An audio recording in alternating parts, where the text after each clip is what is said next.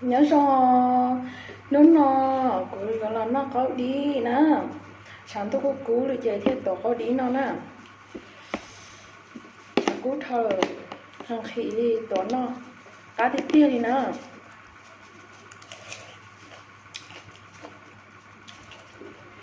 rồi nó có cho nó có đi cho rau hầm của chị nó cho nó con nè vì đó họ tiền sáu thôi rồi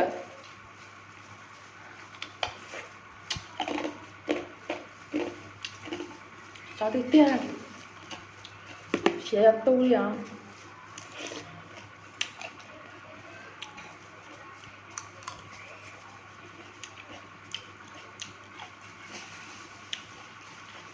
phá hành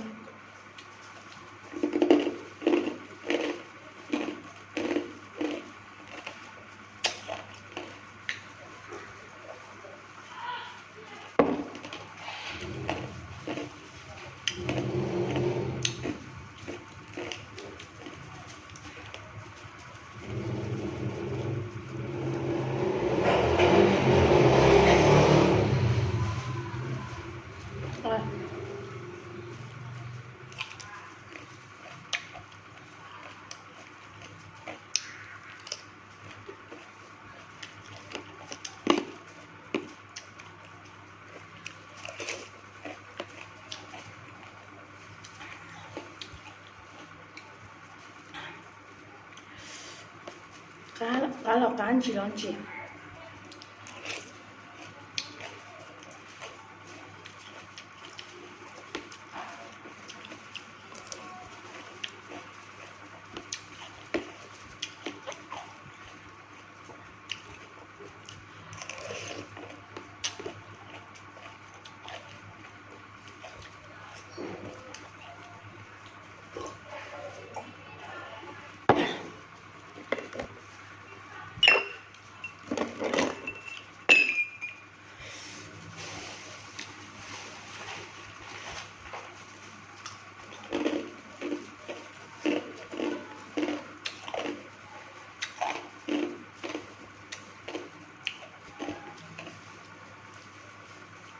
cá thịt tia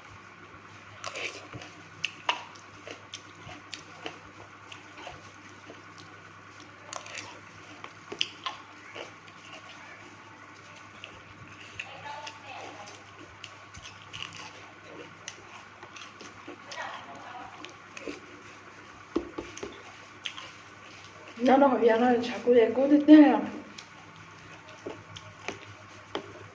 chứ là nhỏ đồ vậy là đồ tờ chết rồi sao sắp là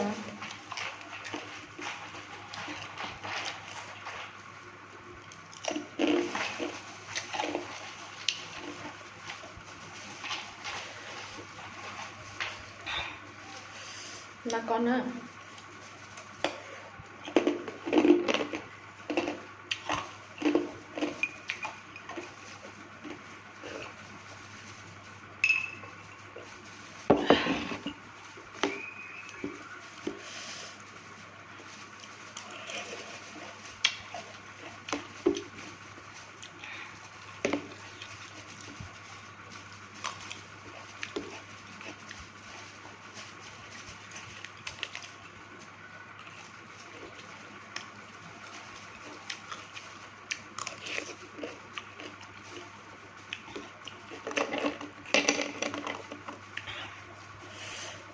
rồi tên năm là con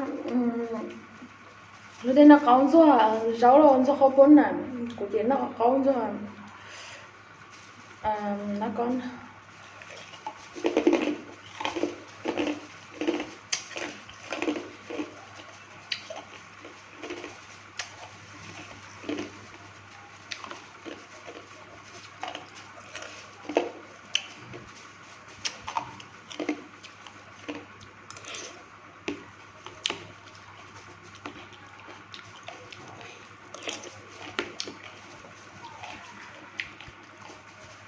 cho nó chỉ cho em bà lẻ em sắp hố ná bàn cổ xương ná bàn rồi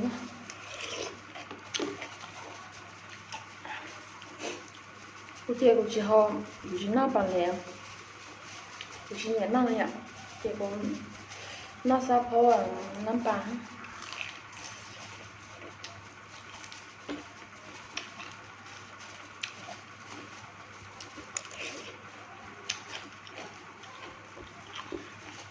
Nó câu này ít dòng nó ói cho biết không?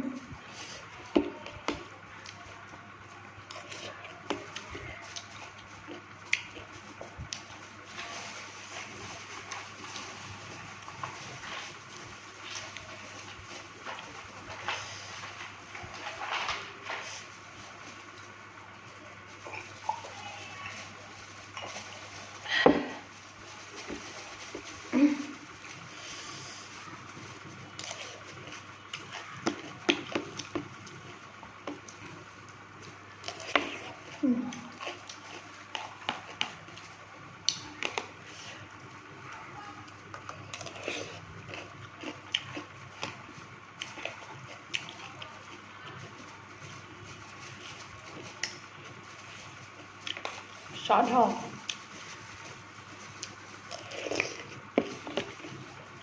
Cái này bé em mọc bữa trở tới thứ ha. Riêng đó nó chả côn.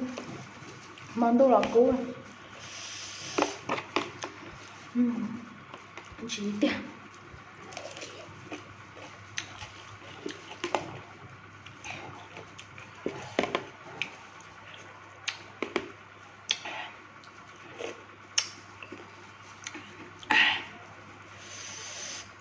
Thì tiền.